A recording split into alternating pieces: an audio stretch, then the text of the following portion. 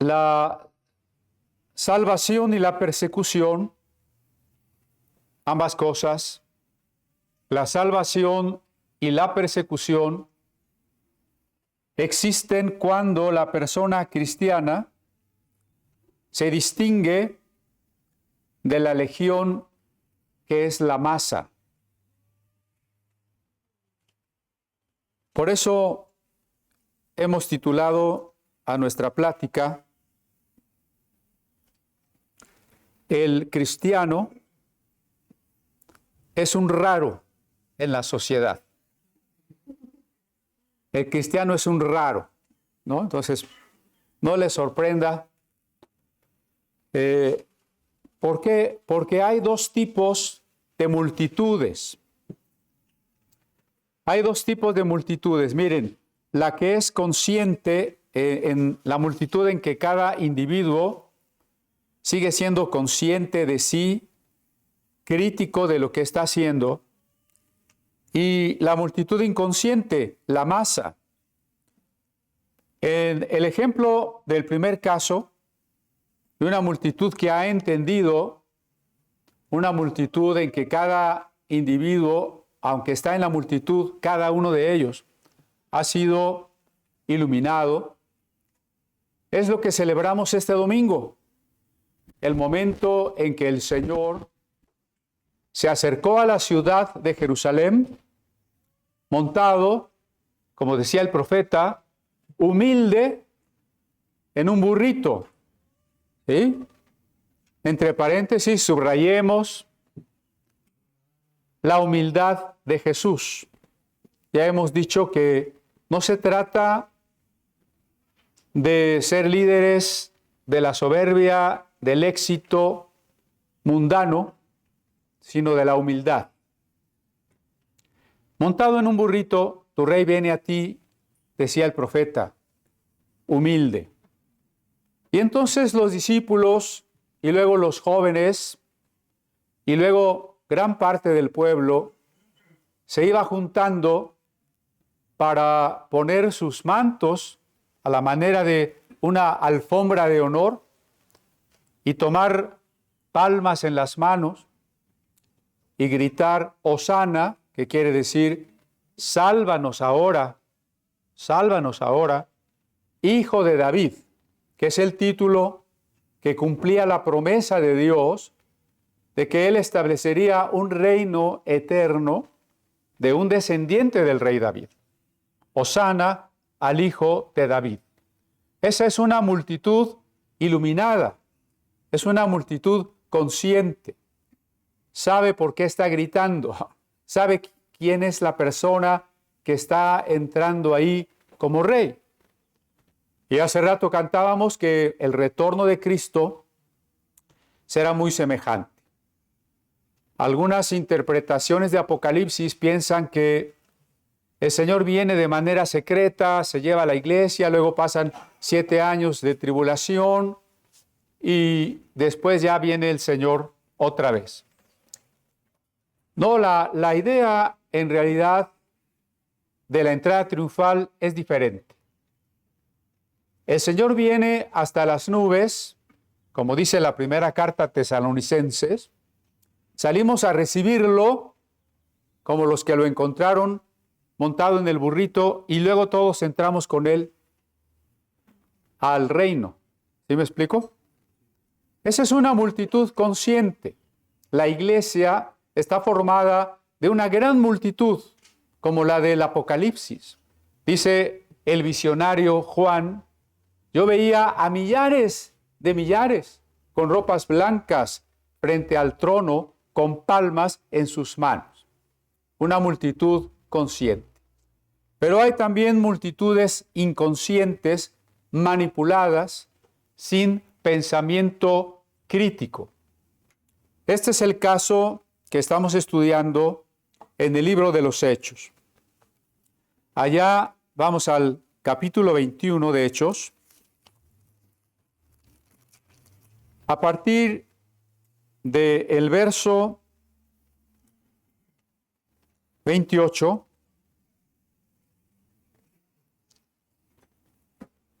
hay unos judíos que gritan a la multitud y le dicen: varones israelitas, ayudad.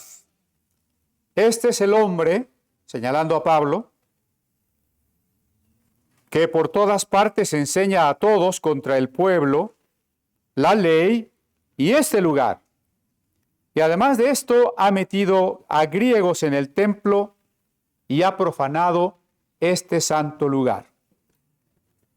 Decíamos que estos hombres dijeron calumnias, es decir, acusaron a Pablo falsamente, porque el evangelio no se trata de hablar en contra de algo, no se trata en este caso de hablar contra la ley, contra el templo, contra Moisés. Y tampoco es cierto que Pablo hubiese introducido gentiles al recinto del templo a donde no podían entrar. Son mentiras, pero decíamos que la semana pasada que la masa es manipulada. Ahora, la primera cosa con la que nos vamos a enfrentar es que cada uno de nosotros vamos a decir: yo no soy de la masa. Ahí está un riesgo. Vamos a poner atención mejor a lo que estamos diciendo.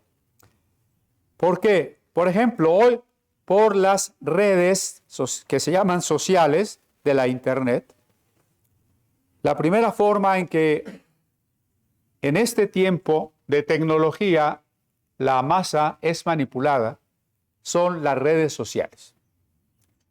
Y no es porque en las redes solamente algunas personas dialoguen, solamente algunas personas expresen sus opiniones, que de por sí el término opinión ya es bastante malo, porque opinión quiere decir algo que no está fundamentado. Pero no solamente son personas, hay que decir que quien influye más las redes sociales es quien tiene el dinero. El dinero para pagar los trolls y los bots. ¿Y eso qué es? Bueno, los trolls son personas que están pagadas para dedicarse todo el tiempo a eso y poner en la mesa de discusión temas y inclinar la balanza con ciertas opiniones. Así que cada vez que le aparece a usted un video corto, otro video más largo en YouTube o en TikTok, bueno, no quiero decir marcas ya. ¿Usted sabe más que ello? Cada vez que le aparecen opiniones, textos, videos, cuidado. Puede venir de alguna persona financiada para hacer eso, con cierta tendencia, con ciertos intereses. Y los bots, pues son automáticos. Son computadoras, por ejemplo, programadas automáticamente para estar mandando mensajes. Entonces alguien puede decir: mira cuánta gente está opinando en favor de tal tema o de tal persona. Y no es cierto. Hay una serie de computadoras que están haciendo eso de manera automática para que parezca que miles o millones de personas están diciendo o apoyando algo.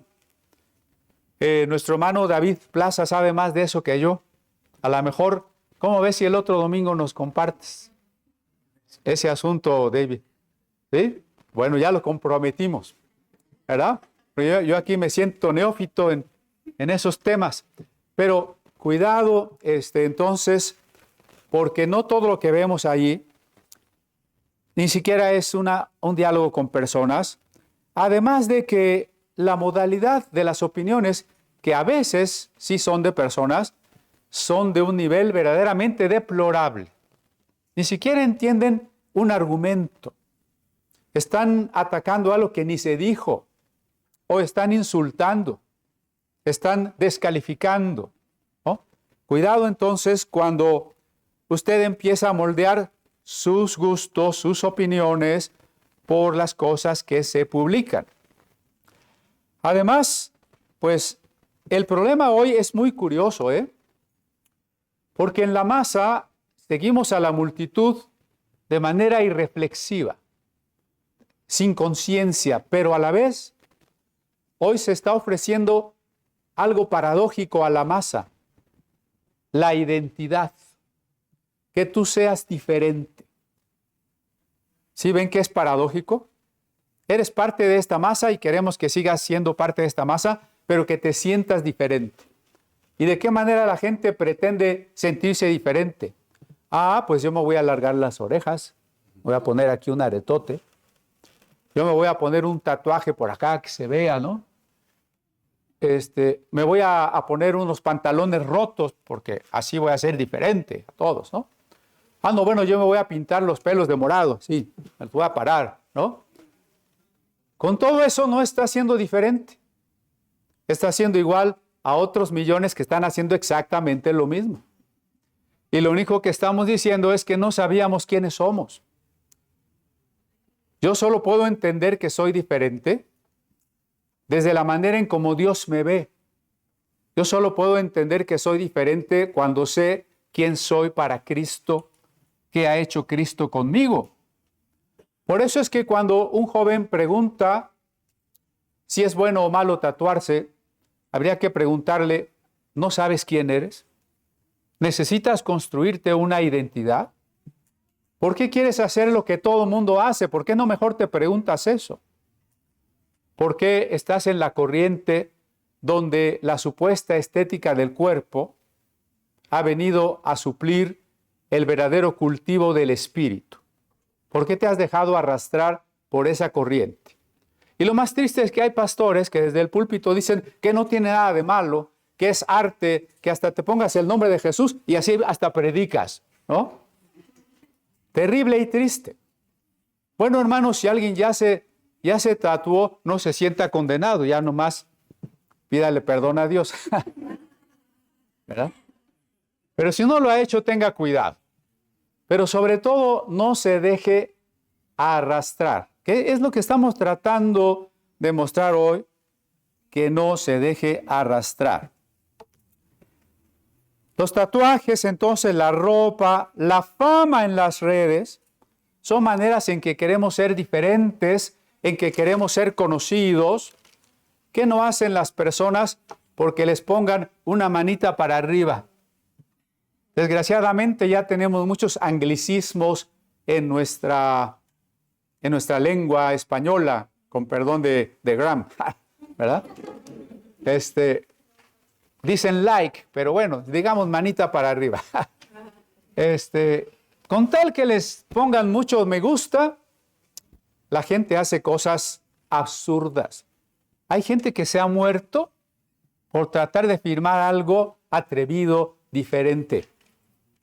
Qué absurdo haber dado la vida por una cosa así, por personas que tal vez vean mi publicación y nunca más se vuelvan a acordar de ella. Eso es lo que le llaman ahora la modernidad líquida, ¿no? O sea, no son relaciones reales. Pero, muy bien, el problema es que aspiramos, o la gente en su mayoría, aspira a modelos. Es una necesidad humana tener modelos. Cuando somos pequeñitos, los modelos son nuestros padres, ¿no? ¿Qué niñito no piensa que cuando crezca va a ser tan fuerte como su papá? Ya cuando crece dice, no, mi papá no era tan fuerte como yo pensaba. Pero a partir de la relación y de la imitación de lo que ellos hacen, maduramos, crecemos y aprendemos. Nosotros mismos tenemos modelos, se llaman tipos en la teología, tenemos tipos en la Biblia, en los personajes con los que Dios ha tratado. En David, en Jeremías, en Salomón, en Josué, tenemos modelos. Y tenemos el modelo supremo, que es Jesucristo. Y tenemos que ser como Jesucristo. La meta de nuestra vida es ser como Cristo. El problema es que la masa tiene otros modelos. Pienso por lo pronto en 3 tipos de modelos que tiene la mayoría de la gente. Los actores y actrices, ¿no? Toda la gente quiere ser como ellos.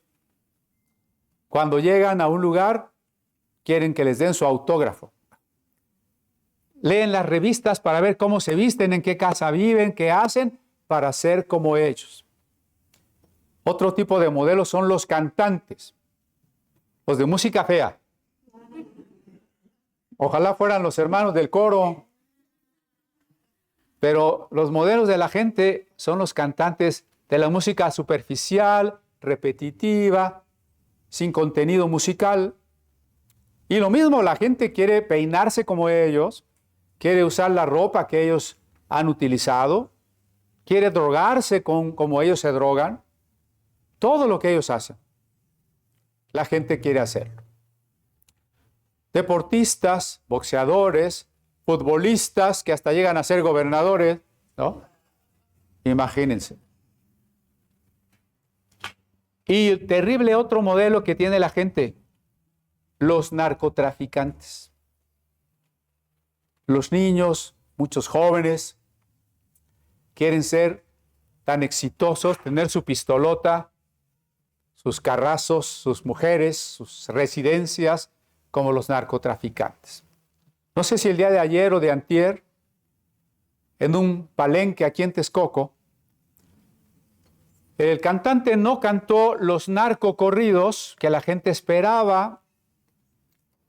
Lo sorprendente es que después de ver un país ensangrentado por el narcotráfico, la gente quería canciones de narcotráfico.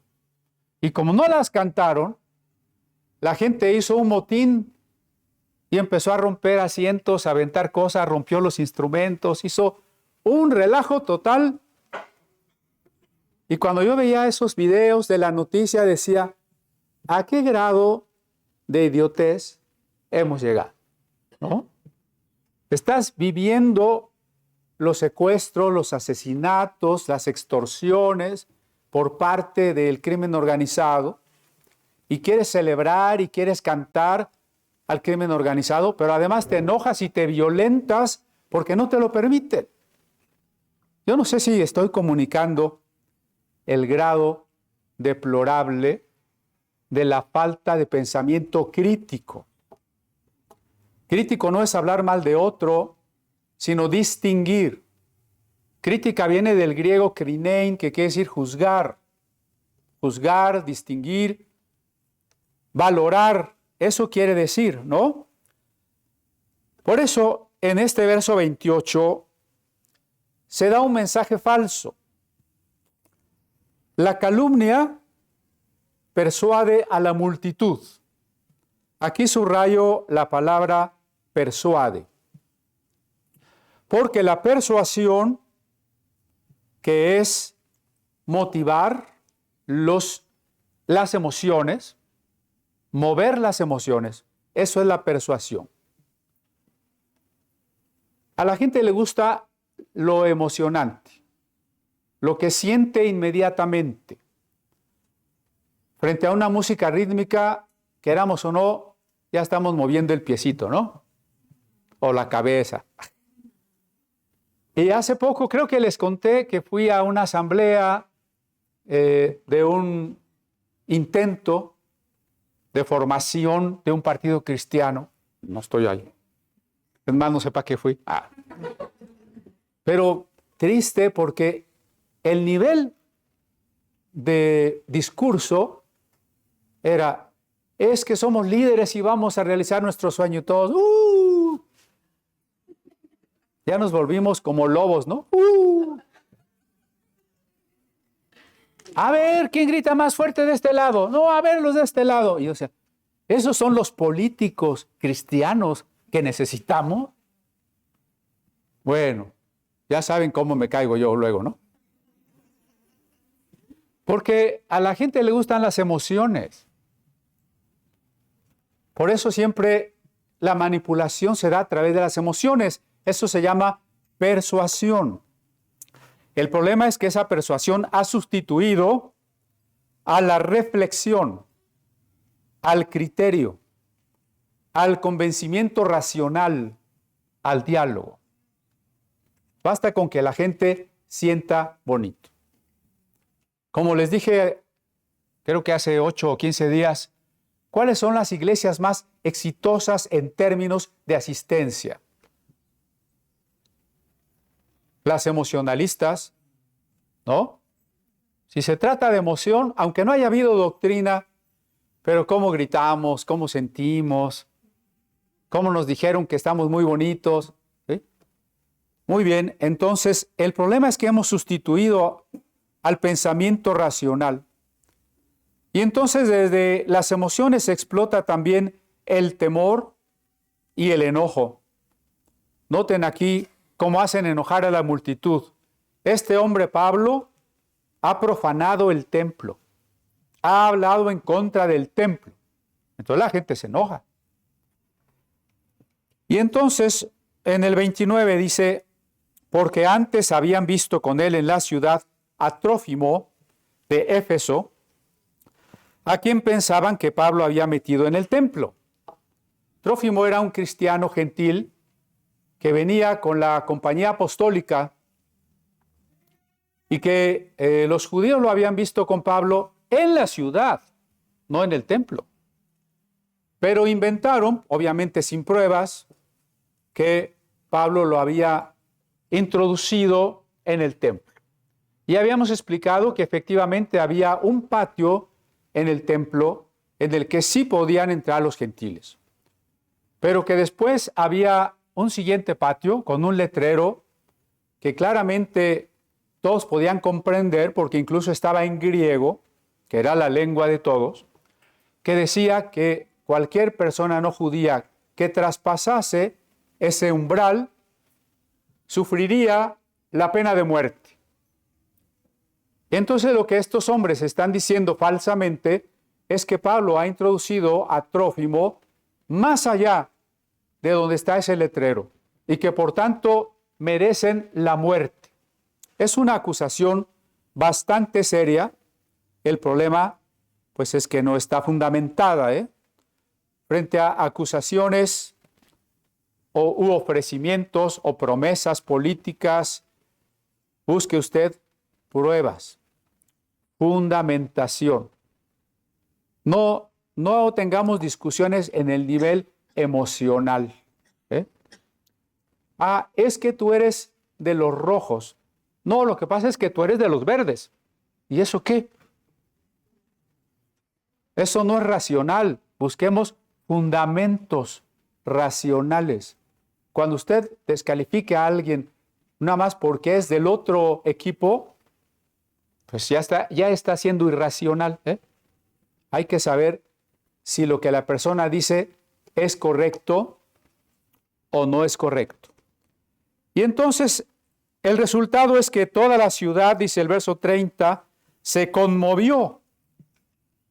Está la ciudad llena de peregrinos, de judíos, de muchas ciudades, de muchas partes.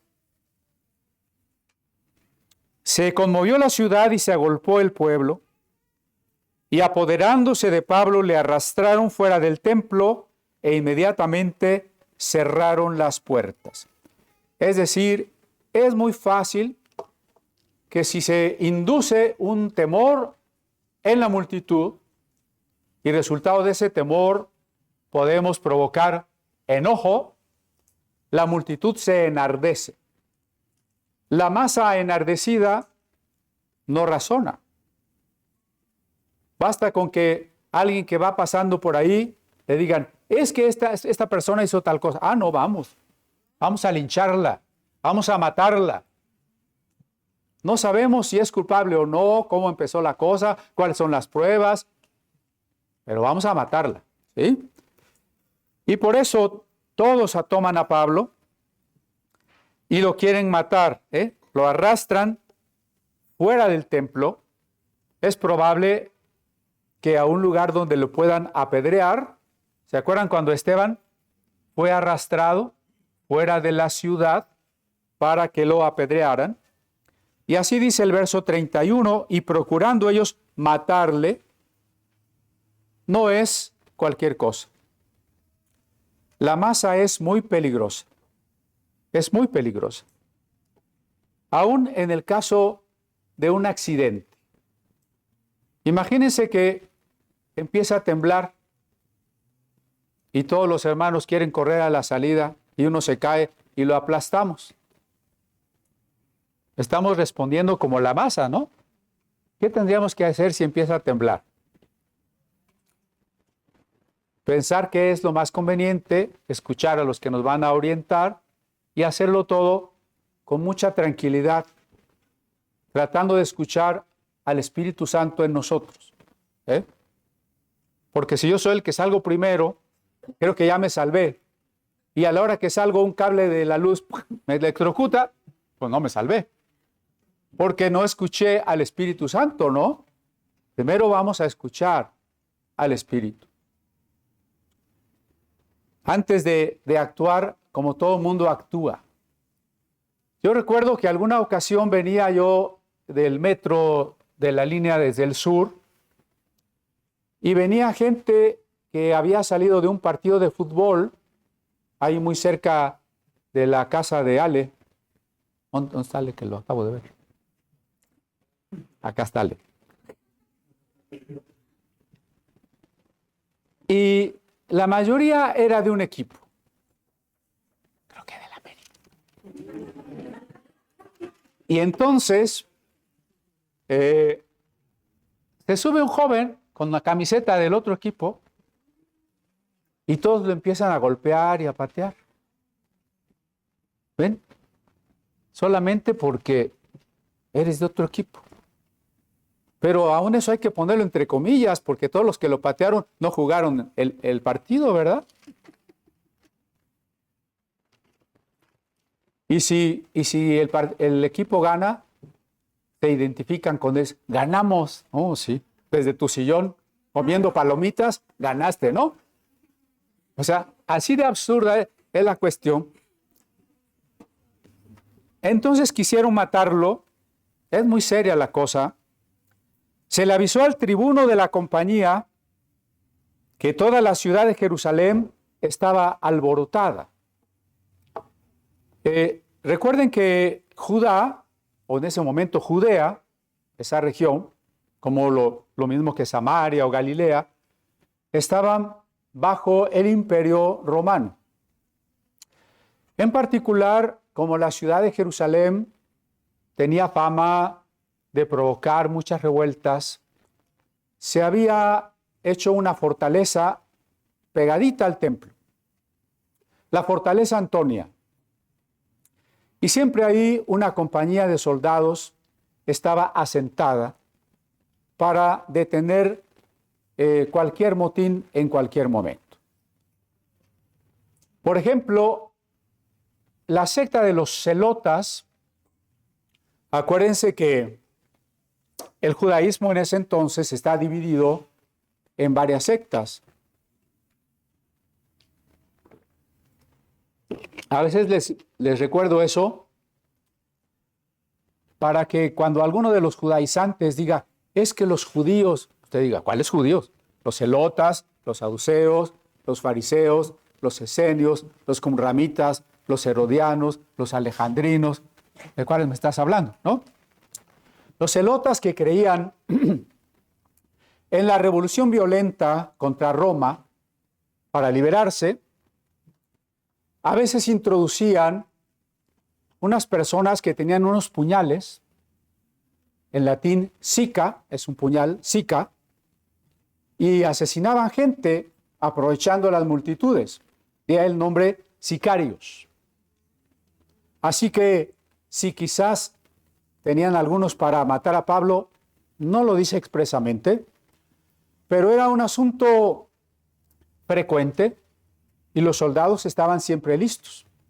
Así que le dieron aviso al tribuno, al jefe de la compañía de soldados, que la ciudad de Jerusalén estaba alborotada. Verso 32. Tomando luego soldados y centuriones, corrió a ellos.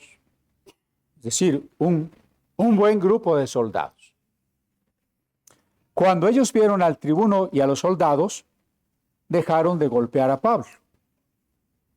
Es decir, los romanos no se andaban con cuentos, ¿no? La gente se detuvo cuando intervinieron los soldados. Eso significa que Dios permite, gracias, que los responsables del orden y de perseguir el crimen salven a Pablo de un linchamiento. Esto es muy importante. Lo dice Romanos 13. Las autoridades están para establecer el orden. Las autoridades están para castigar al que hace lo malo. Dice Romanos 13 que el que guarda el orden es servidor de Dios para castigar al malo y no en vano lleva la espada. Allá atrás, ¿me oyen bien? ¿Sí? No en vano lleva la espada. Es decir que cuando los representantes del Estado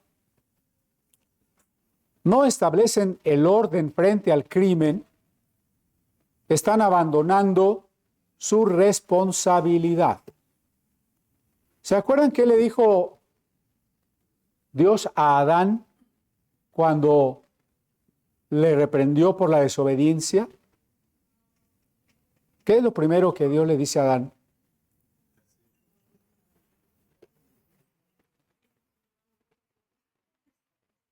A ver, maridos, por cuanto obedeciste a la voz de tu mujer, es decir, dejaste tu autoridad,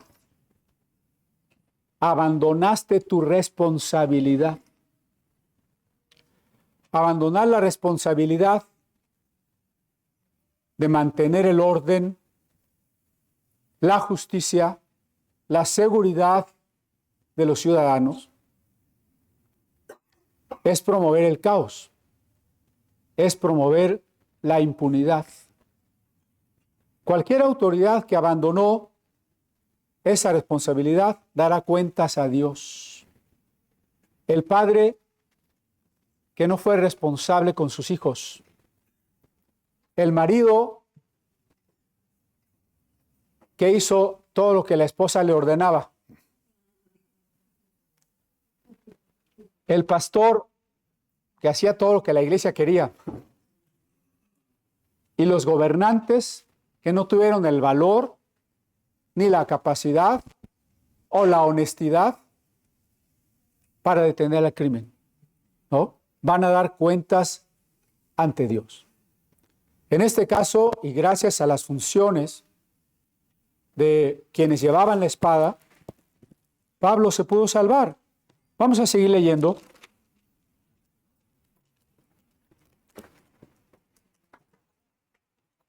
Porque dice en el 33, ya se me acabó la pila. Bueno, al micrófono, a mí también, pero al micrófono. 33. Entonces, llegando el tribuno, le prendió, le mandó atar con 2 cadenas y preguntó quién era y qué había hecho. Siempre que leamos este tipo de historias, hay que pensar en nosotros. Si Dios permitiera algún día que estuviéramos en esta situación, ¿sí? No predicamos el cristianismo cómodo. Dios te va a dar todo lo que quieras, te va a hacer rico para que siempre disfrutes de la vida. Podemos estar en esta situación. Pero entre la multitud, unos gritaban una cosa y otros otra. Y como no podía entender nada de cierto a causa del alboroto, lo mandó llevar a la fortaleza, a la Torre Antonia, ¿no? Entonces vean ustedes que el tribuno, después que le ata con cadena, quiere saber qué pasó. Pero la gente grita tantas cosas tan confusas que no puede saber cuál es la verdad. Esta frase también define la época en la que estamos viviendo. El exceso de información. Imagínense que usted y yo vivimos en la época en que gracias a la Internet, o ya incluso a las bibliotecas, podríamos obtener toda la información que quisiéramos. Podríamos conocer la verdad. La televisión, la radio, la Internet, los periódicos, podrían haber servido para educarnos, cultivarnos, liberarnos espiritualmente a todos. ¿No eran los medios con el poder suficiente para eso? ¿Y cómo se usaron? Al revés. Ahora se da un exceso de información intrascendente. Gran parte de lo que encontramos en estos medios que les digo es que, gracias a los que me apoyan para poder hablar,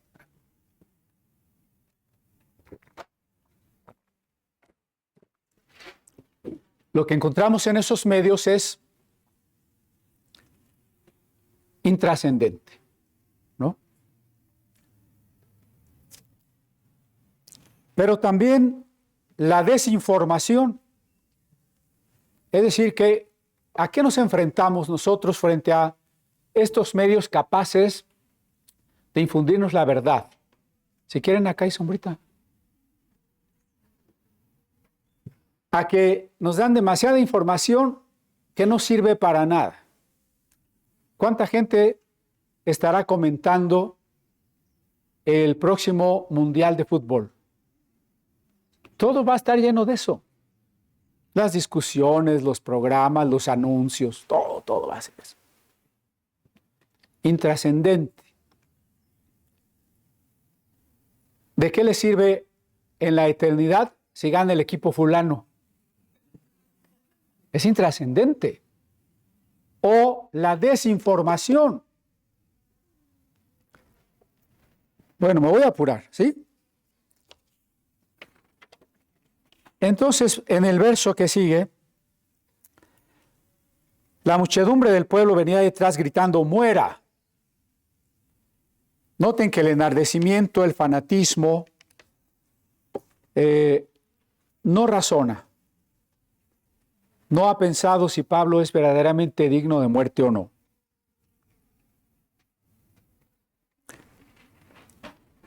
Cuando comenzaron a meter a Pablo en la fortaleza, dijo al tribuno, ¿se me permite decirte algo? Y el tribuno le dice, ¿sabes griego? Porque la mayoría de la gente que está ahí en Jerusalén no habla griego. Acuérdense que el griego entonces es como el inglés hoy. Y a lo mejor muchos de nosotros ni sabemos inglés. Y entonces, cuando Pablo le habla en griego, dice, ¿sabes griego? Y entonces le pregunta el soldado, el jefe, en el verso 38, ¿no eres tú aquel egipcio que levantó una sedición antes de estos días y sacó al desierto los 4,000 sicarios? Lucas nos dice que este egipcio tuvo como 4,000 seguidores. Flavio Josefo es quizá un tanto cuanto exagerado. El historiador judío dice que era un embaucador, el egipcio, no Flavio. Era un embaucador con fama de profeta del canal Enlace. No, eso no dice. Eso no dice Josefo, pero se los pongo como ejemplo porque los supuestos profetas siguen embaucando gente en el 2025, ¿no? Con fama de profeta, que arrastró 30,000 desde el desierto para tomar la fortaleza Antonia.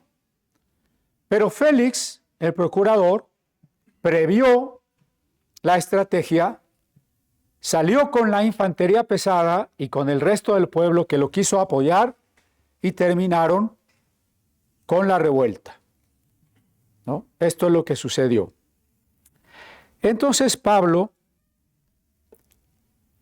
contesta con, vamos a llamar, sabiduría para contestar. Aquí es muy importante que a pesar del momento difícil, del temor o del nerviosismo, de la angustia o de la incertidumbre, que un momento en que nos persiguen, nos golpean, nos apresan, nos insultan, nos acusan, tengamos la serenidad para escuchar la voz del Espíritu, como lo decía Jesús. No tengan miedo, porque en aquella hora les será dado lo que tienen que decir. Y entonces dice el verso 39. Entonces dijo Pablo: yo de cierto soy hombre judío de Tarso, ciudadano de una ciudad no insignificante de Cilicia, pero te ruego que me permitas hablar al pueblo. Tarso era una ciudad muy importante que hoy está en Turquía, que unía la Anatolia con Siria, fundada según cierta tradición por el propio rey asirio Asurbanipal, capital en ese entonces de la Cilicia. Era una ciudad cultural muy importante en la filosofía. En esa ciudad, Marco Antonio tuvo su encuentro con Cleopatra, entre paréntesis. Era una ciudad importante, en pocas palabras, ¿no? Y cuando el tribuno se lo permitió, dice el verso 40, Pablo, estando en pie en las gradas, hizo señal con la mano al pueblo y hecho gran silencio, habló en lengua hebrea. Hay unas escalinatas de la Torre Antonia hacia la explanada del templo. El tribuno está llevando a Pablo a la fortaleza. Entonces, antes de entrar, pide poder hablar. Y se para en las escaleras como una especie de tribuna, y desde ahí pide silencio. La multitud se calla, y dice: Pablo habló en lengua hebrea. La mayoría de las traducciones pone lengua aramea. Eso es más correcto, porque el hebreo había dejado de usarse desde el cautiverio en Babilonia, es decir, 600 años antes. Cuando Jesús vivió, el hebreo no se usaba más que para el estudio de los rollos de las Escrituras.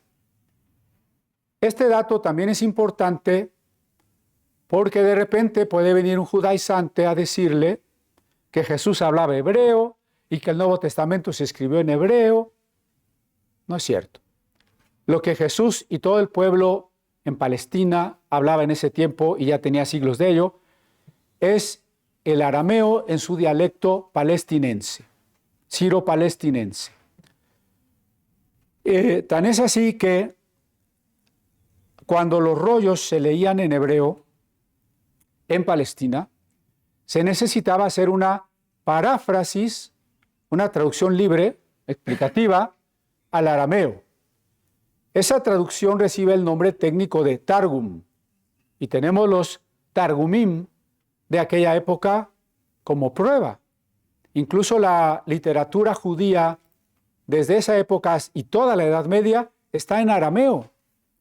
Textos judíos tan importantes como el Talmud está en arameo. ¿Sí? Si los judíos eran de la diáspora, es decir, vivían en otro lado que no es Jerusalén, entonces la traducción se hacía al griego. El resultado de ese ejercicio es la Biblia Septuaginta. Pero el hebreo no era la lengua cotidiana de nadie. Así que Pablo habló en hebreo, pero más bien en arameo. Y dice el verso 1 del siguiente: varones, hermanos y padres, oíd ahora mi defensa ante vosotros. Noten la forma respetuosa en que Pablo se dirige a las personas. Les llama hermanos, y a los que sean mayores que él, les llama padres. Nosotros no debemos descender al nivel ofensivo, superficial o descalificador de los discursos o de las discusiones. ¿Sí me explico? Siempre debemos, como dice Pedro, contestar con mansedumbre y reverencia. contestar adecuadamente y nunca perder el amor. Porque si estamos predicando correctamente, es por amor. Pero si cuando alguien me hace enojar, le digo, ya te veré en el infierno, como que el amor ya se me fue, ¿verdad? Entonces, hay que ser cuidadosos con ello. Muy bien. Entonces, al oír que les hablaba en lengua hebrea, ahí otra vez sería aramea, guardaron más silencio. Y él les dijo, yo de cierto soy judío, nacido de Tarso de Cilicia, pero criado en esta ciudad, instruido a los pies de Gamaliel, estrictamente conforme a la ley de nuestros padres, celoso de Dios, como hoy lo sois todos vosotros. O sea, Pablo no es un desconocedor de la ley de Moisés. No es un enemigo del judaísmo. Él tiene unas credenciales mejores que el 99% de los que están ahí en la multitud. Por lo pronto, él, dice este verso que acabo de leer, fue instruido a los pies de Gamaliel.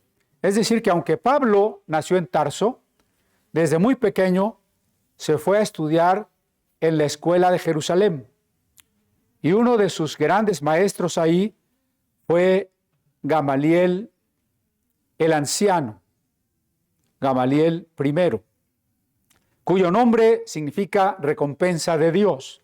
¿Se acuerdan que él es Dios? Gamaliel quiere decir recompensa de Dios. Este rabino era tan apreciado que es el primero que recibe el título de Rabán. Rabán quiere decir nuestro maestro. No solo maestro, no solo rabí, sino Rabán, nuestro maestro. Que ustedes recordarán que cuando los apóstoles Pedro y Juan fueron llevados a la cárcel, los azotaron y luego los iban a matar. Fue Gamaliel el que se levantó en el Supremo Tribunal, el Sanedrín, y dijo, dejen a estos hombres. Si lo que ellos dicen es de Dios, permanecerá aunque ustedes no quieran. Y si no es de Dios, desaparecerá. Ese Gamaliel es, o más bien fue, el maestro de Pablo, de acuerdo con el Talmud, que es una obra judía muy importante, dije hace un momento, aportó muchas enseñanzas sobre la ley. Además, Gamaliel era nieto de otro rabino importantísimo que también el Talmud menciona, Hillel. ¿Han oído hablar de la discusión entre Hillel y Shammai? Probablemente no, pero acuérdense de cuando Jesús discute si el divorcio por cualquier causa es correcto o solo el divorcio por causas verdaderamente importantes. Esa es una discusión que los judíos ya tenían. Los discípulos de Hillel, que era un rabino un tanto liberal, decía, te puedes divorciar por cualquier cosa. Si a tu mujer se le quemaron los frijoles, le puedes dar carta de divorcio, ¿verdad? Pero Shammai decía, no, solamente por cuestiones graves como el adulterio. Bueno, de esos dos rabinos, uno de ellos, Hillel, era el abuelo de Gamaliel. Así que, efectivamente, Pablo había tenido un gran maestro. Hay una tradición cristiana que no tiene más respaldo, mera tradición, pero Santiago de la Vorágine considera que Gamaliel dio sepultura a Esteban y que después Gamaliel se convirtió en cristiano. Bueno, eso no lo sabemos. Lo que sí sabemos es lo que los judíos, incluso los judíos no cristianos, dijeron a la muerte de Gamaliel. Con Gamaliel murió el honor de la Torá. Así era la grandeza de este maestro. Pues él fue el maestro de Pablo. Pablo había sido un muy celoso guardián de la ley de Dios. Voy a dejar dos versos que quería comentar, y ya no voy a comentar ahora, porque quiero decirles una conclusión que me parece importante. Concluimos que el cristiano, al romper el molde, será perseguido. Veamos rápidamente Romanos 12.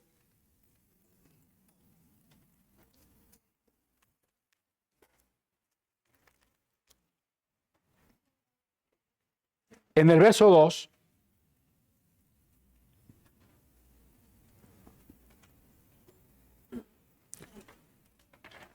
no os conforméis a este siglo. Conformar quiere decir tener la forma de. Estamos hablando de la masa, ¿no? La masa tiene la forma que se le imprime. Va a donde se le dice que vaya. Hace y compra y siente lo que se le motiva. Pero la Biblia ya preveía esto. Los filósofos relativistas dicen que no hay una verdad porque somos resultado de nuestras circunstancias. Pero la Biblia va más allá. Hay una posibilidad de no estar en el molde, de romper el molde. Hay una posibilidad. ¿Cuál es esa posibilidad? Sigue diciendo el verso de Romanos 12:2. Sino transformaos por medio de la renovación de vuestro entendimiento. Transformen la mente, la forma de pensar, transformen su entendimiento. ¿Cómo vamos a transformar el entendimiento? No estaría mal elaborar una especie de cuestionario de unas 100 preguntas, a partir de donde les podríamos decir, mira, todavía tienes un porcentaje de 60 o de 80 de pensar como el mundo, según lo que contestaste, ¿verdad? No lo vamos a hacer, no se asuste. Nada más, aquí la invitación es, renueven su manera de pensar. ¿Con qué podemos renovar la manera de pensar? Con esto, no con el Facebook. ¿Con qué vamos a renovar nuestra manera de pensar?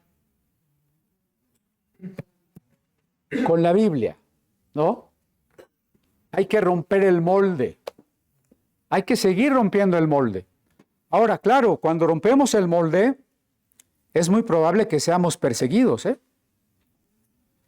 No en una gran tribulación, que el Apocalipsis nunca menciona que vaya a durar 7 años. Haga el ejercicio, busquen Apocalipsis, ¿dónde dice que la tribulación dura 7 años? No lo va a encontrar, porque no lo dice. Más bien la tribulación es la persecución que la Iglesia de Cristo sufre a lo largo de toda su historia.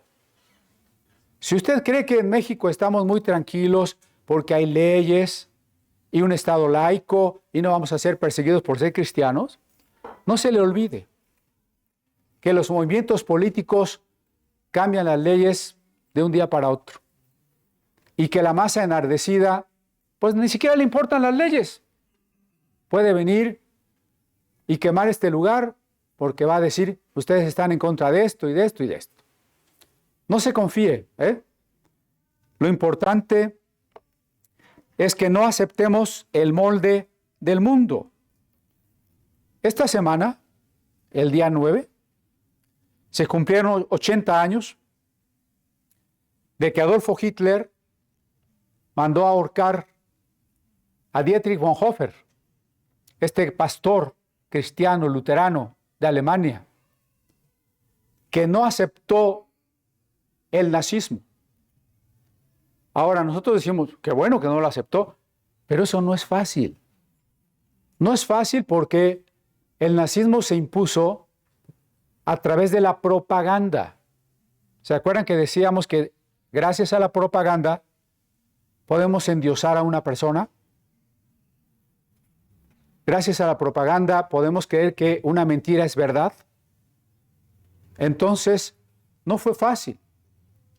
Hay que recordar que más del 80% de los cristianos alemanes, católicos o protestantes, se hicieron nazis. Solo unos poquitos no lo fueron.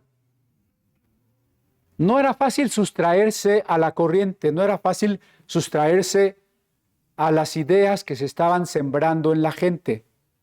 Esto es un gran mérito de Bonhoeffer, como de otros pastores que también se dieron cuenta y que formaron la iglesia confesante, la iglesia que se tuvo que reunir en secreto, la iglesia perseguida, que no era la mayoría que estaba allá en los templos, no era la iglesia de la mayoría que iba a las grandes marchas, no era la iglesia que se afiliaba al partido.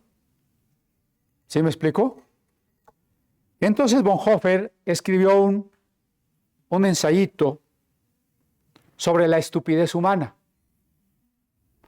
¿Qué dice Bonhoeffer en ese texto? Se preguntaba él,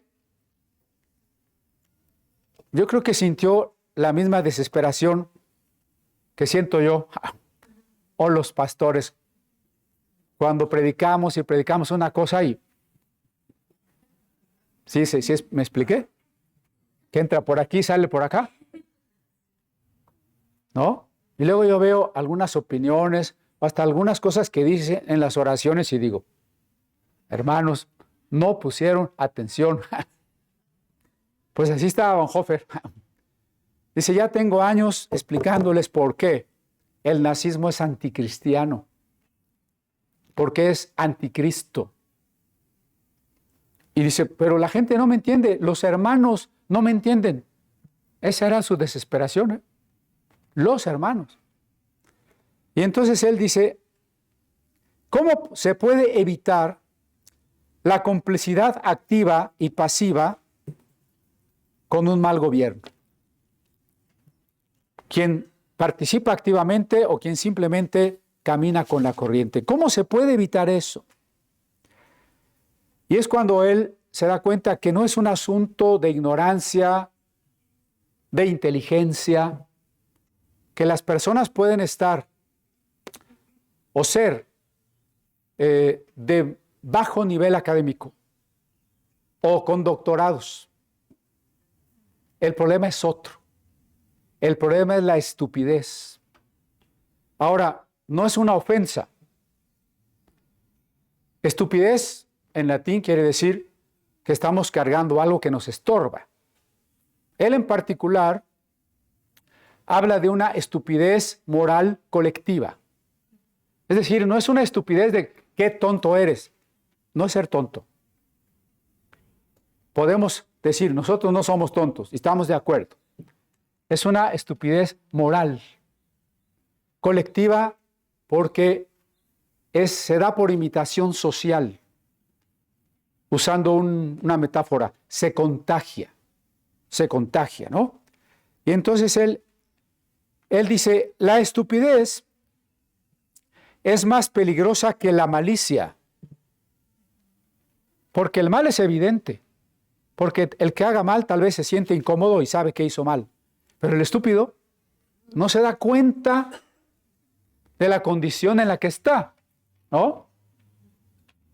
Es más peligrosa la estupidez que la malicia, porque las personas que están invadidas, dominadas por la estupidez, no escuchan razones.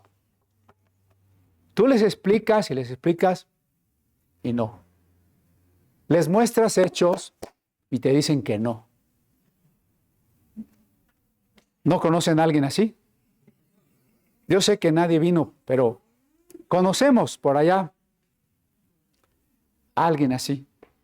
En el ámbito religioso, puede ser, de las herejías, ¿no? Oye, mira, estás en una iglesia donde están diciendo unas cosas absurdas. No hables mal del ungido de Dios. Pero mira, esta persona ha hecho esto y esto y esto. Esos son calumnias del diablo, ¿no? No quieren ver, no quieren oír. Lo mismo en el mundo de la política. Mi partido es el bueno. Oye, pero esto y esto. No, esas son mentiras. Es que tú eres del otro equipo. No queremos escuchar razones. No queremos mirar los hechos. No queremos. La persona está satisfecha de sí. Yo estoy contento así. No me vengas a faltar al respeto, ¿no? ¿No dicen así? La persona está satisfecha. ¿Usted está satisfecho como es? Espero que no. Que usted diga, no, yo no estoy satisfecho. Yo quiero seguirme transformando. Si seguimos leyendo el verso de Romanos 12:2, dice, para que conozcan cuál sea la buena voluntad de Dios. Esa no se conoce en automático, no sucede en automático. Hay una condición para saber y experimentar la buena voluntad de Dios. Transformar nuestro entendimiento. Así que el cristiano siempre vive con hambre, siempre vive en arrepentimiento continuo de sí mismo, ¿no? Siempre quiere seguir caminando hacia el modelo que es Cristo. No está satisfecho de sí, pero la masa está satisfecha de sí. Está muy cómoda, está contenta, no ve problema. Y desde esa posición ataca. Porque el diferente es el malo, ¿no? Es el malo. Eso es un problema de las sectas. Todo el que no está en la secta, pues es del diablo. Se conforma con hablar consignas. Consignas son frasecitas que ya están hechas y que decimos sin pensar. Por ejemplo, hay que guardar nuestras tradiciones. Es una frase hueca. ¿Qué tradiciones? ¿Nuestras de quién? ¿No? Otra frase hueca. Nuestros pueblos originarios. ¿Cuáles originarios? ¿Qué, del chango evolucionaron aquí? ¿O qué? ¿Qué tan originarios eran los aztecas que llegaron varios siglos después y conquistaron a los demás? ¿No? O es que la persona que tiene tendencia a ser atraído por el mismo sexo, así nació. ¿Así? ¿Y cuál es el gen de eso o qué pruebas biológicas tienes? Pero toda la conducta de la gente en la política, en la moral, en la vida cotidiana, en la vida religiosa, está guiada por estas frases huecas, emocionales, que no hemos reflexionado. Acuérdense que no hay pensamiento crítico. Ah, es que yo tengo grandes sueños porque tengo un Dios muy grande. Eso es hueco, absolutamente hueco. Dios no es muy grande, es infinito. Pero eso no quiere decir que tú tengas grandes sueños. Tú lo que tienes que buscar es su voluntad.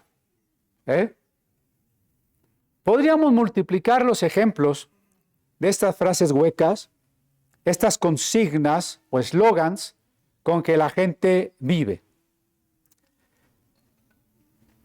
La estupidez, decíamos, es un defecto moral. Se contagia hasta el inteligente.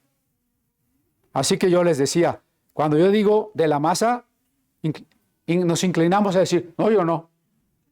De la estupidez, no, menos. A ver, despacito, ¿no? No es el afán de ofender, sino de examinar nuestra vida. A ver, ¿estoy siendo arrastrado hasta qué punto? ¿En qué aspectos? En los aspectos de uno de los discursos que inunda hoy la sociedad, la sexualidad. En los aspectos políticos que están efervescentes en este momento. En los aspectos religiosos de esta variopinto abanico de sectas. ¿En qué? Un poder fuerte, cualquier poder fuerte, infecta de estupidez. Fíjense qué curioso. Yo no sé si se acuerdan de un presidente que usaba unas bototas. y que dijo, yo en 15 minutos voy a solucionar. Y todo el mundo dijo, eso queremos. O sea, la gente quiere un poder fuerte, ¿no? ¿Qué es lo que está buscando el poder en este momento? Ser más fuerte, ser único. Si lo logra o si lo está logrando, eso provoca estupidez en la masa. Porque la masa se somete como a ese centro gravitacional a través, como ya dije, básicamente de la propaganda y de la manipulación. De tal manera que la masa se vuelve acrítica. El poder de la estupidez es que no juzgamos. No juzgamos.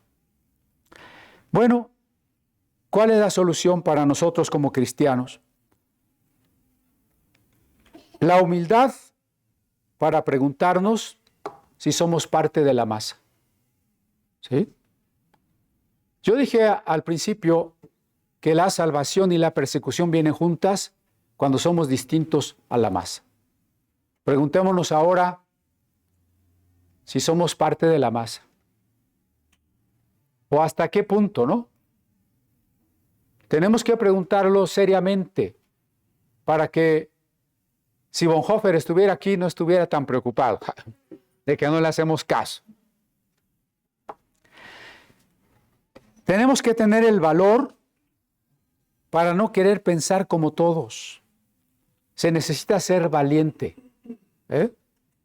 Cuando los jovencitos dicen, a ver, tómale. No, pues no eres valiente, eres gallina. Tómale, fúmale, inyéctate. ¿Cómo que todavía eres virgen? ¿No? El verdadero valor, la verdadera valentía es ser diferentes. No solo los jóvenes, ¿no? Todos nosotros. La gente nos va a señalar, claro. Otros cristianos, nuestra familia, en el trabajo, en la escuela, en todas partes, nos van a señalar. Algunos nos van a despreciar, otros se van a burlar. Tenemos que tener la valentía de ser diferentes a como todos son, de ser independientes, de ser independientes. A ver, allá va toda la masa corriendo. Usted es capaz de detenerse y decir, a ver, ¿a dónde van? ¿Por qué corren?